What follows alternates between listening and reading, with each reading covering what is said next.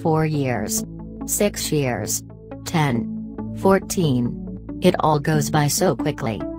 That's Luol Deng's most prominent thought when he re-enters the United Center, the building he called home for close to a decade.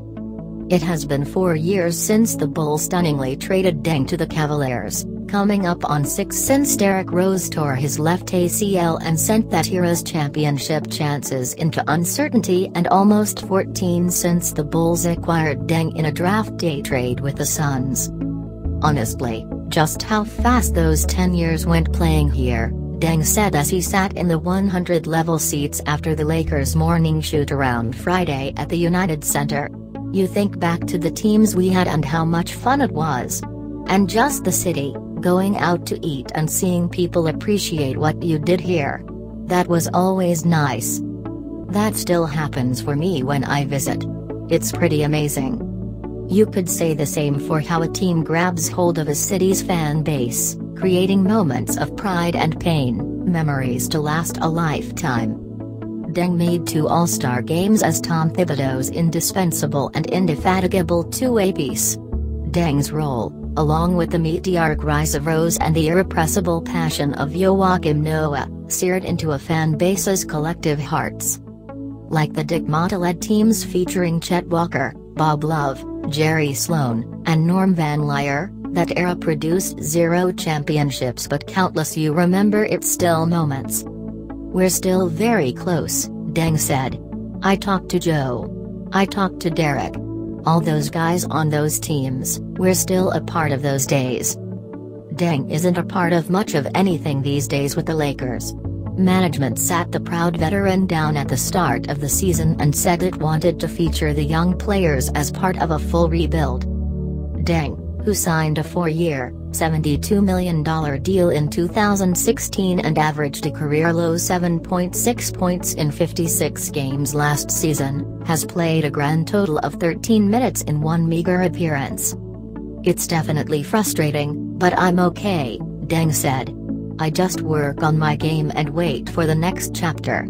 I don't know how it's going to work out, but I'm just being patient.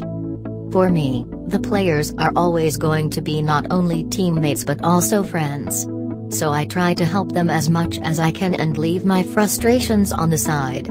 Being in the league for so long, whatever I see with guys' tendencies and stuff like that, I try to help my teammates. One thing Deng tries to help the young Lakers with is just how quickly the time passes.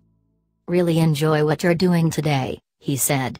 It's not going to last, and for every locker room, there's always going to be a new story.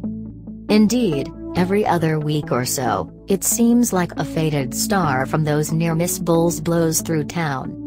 Noah, who just left the Knicks for personal reasons amid reports he yelled at coach Jeff Hornacek out of frustration, has sat inactive for all 3 Bulls-Knicks meetings. That included 2 at a United Center he used to rouse with his primal screams. Coincidentally, he signed the same terms as Deng.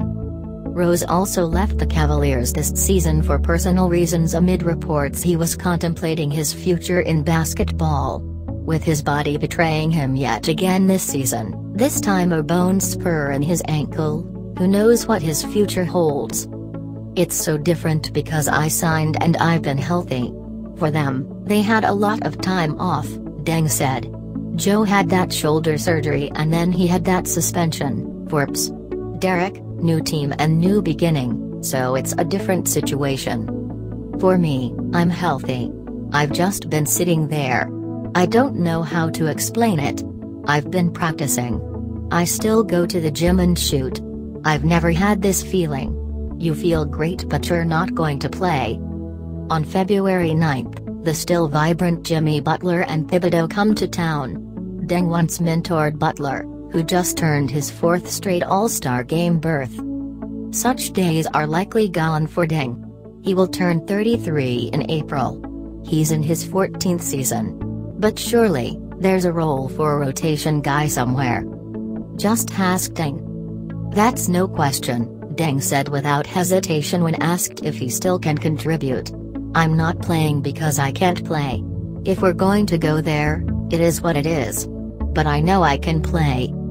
In a reflective mood, Deng credited veterans like Malik Allen, Antonio Davis, Adrian Griffin, Ben Wallace and Kurt Thomas for helping him early in his career.